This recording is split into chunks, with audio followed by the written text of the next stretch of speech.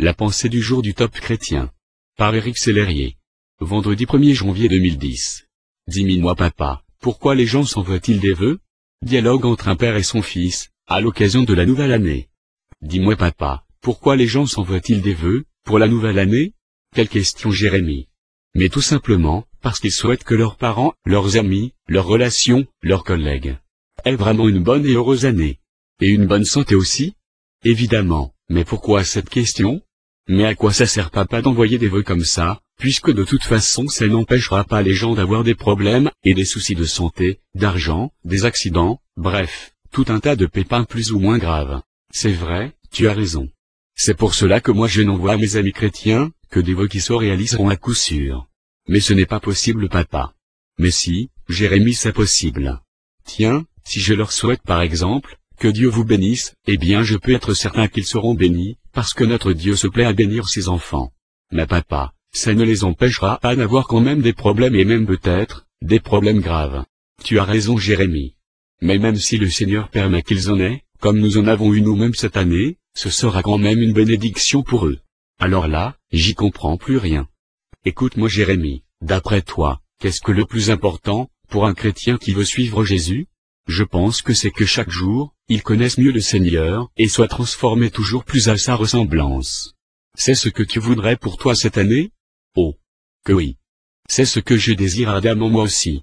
Dis-moi, Jésus n'a-t-il pas promis qu'il serait tous les jours avec nous, jusqu'à la fin du monde? Oui, il l'a promis. N'a-t-il pas promis de nous donner la paix, de nous laisser sa paix chaque jour, et ce, quelles que soient les circonstances que nous traversons? Oui, c'est vrai. N'est-il pas écrit dans le psaume 121 que, l'Éternel est celui qui te garde, qu'il est ton ombre à ta main droite? Qu'il te gardera de tout mal, qu'il gardera ton âme, qu'il gardera ton départ et ton arrivée, dès maintenant et à toujours? Si, bien sûr, mais quand même. Quand même quoi, Jérémie? Ça n'empêchera pas les chrétiens d'avoir des tuiles, comme les autres, non? Des tuiles, oui, sans doute, mais pas comme les autres. Comment ça? Le Seigneur n'a jamais promis que ses enfants ne connaîtraient pas d'épreuves. Mais la grande différence, tu vois, c'est que celui qui ne connaît pas personnellement Jésus ne peut détacher ses yeux et ses pensées de la tuile qui lui arrive. Il n'a aucune espérance réelle pour s'en sortir.